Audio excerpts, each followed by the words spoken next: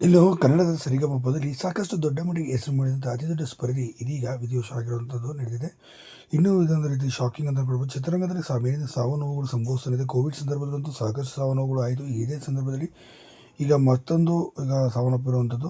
ಹೌದು, ಬೇರೆ ಇವರು ಯಾರೂ ಅಲ್ಲ, ಅಂಧ ಕಲಾವಿದರಾಗಿದ್ದಂಥ ಮಂಜಮ್ಮ ಅವರು ಇದೀಗ ಕೊನೆಯ ಸೆಳೆದಿರುವಂಥದ್ದು. ಇನ್ನು ಮಂಜಮ್ಮ ಅವರು ಕೊನೆಯ ಸೆಳೆದಿರೋದು ನಿಜಕ್ಕೂ ಒಂದು ರೀತಿ ಶಾಕಿಂಗ್ ಅಂತ ಕೂಡ ಹೇಳ್ಬೋದು. ಯಾಕೆಂತಂದರೆ ತುಂಬಾ ಆ್ಯಕ್ಟಿವ್ ಆಗಿ ಚೆನ್ನಾಗಿ ಆಡ್ತಿದ್ದಂತೆ ಇವರು.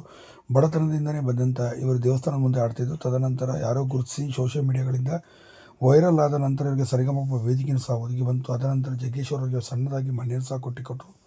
ಈ ಹಿಂದೆ ಗೌರಮ್ಮ ಅವರು ಕೂಡ ತೀರಿ ಹೋಗಿದ್ದರು. ಅಂದರೆ ಮಂಜಮ್ಮ ಅವರ ಅಕ್ಕ ಅವರು ತೀರಿ ಹೋಗಿದ್ದರು ಅನಾರೋಗ್ಯ ಕಾರಣಗಳಿಂದಾಗಿ. ಸದ್ಯಕ್ಕೆ ಮಂಜಮ್ಮ ಅವರು ಕೂಡ ಕಿಡ್ನಿ ವೈಫಲ್ಯದಿಂದ ಕೊನೆಗೆ ಸೆಳೆದಿದ್ದಾರೆ. ಸದ್ಯ ಸಾಕಷ್ಟು ಬಾರಿ ಆಸ್ಪತ್ರೆಗೆ ಕೂಡ ಸಹಾಯಕ ಕೂಡ ಅಂಗಲಾಚಿದರು. ಕೈಯರಾದಂಥವರೆಲ್ಲ ಸಹಾಯನೂ ಸಹ ಮಾಡಿದ್ರು. ಆದರೂ ಕೂಡ ಚಿಕಿತ್ಸೆ ಫಲಕಾರಿಯಾಗಿದೆ. ಈಗ ಮಂಜಮ್ಮ ಅವರು ಕೊನೆಯ ಸೆಳೆದು ಸದ್ಯ ಈಗ ರತ್ನಮ್ಮ ಅವರಿಗೆ ಇದೀಗ ಒಂಟಿಯಾಗಿದ್ದಾರೆ ಅಂತಲೇ ಹೇಳ್ಬೋದು. ನಿಜಕ್ಕೂ ಕೂಡ ಕಷ್ಟದಲ್ಲಿದ್ದಂಥ ಈ ಸಹೋದರಿ ಈ ರೀತಿ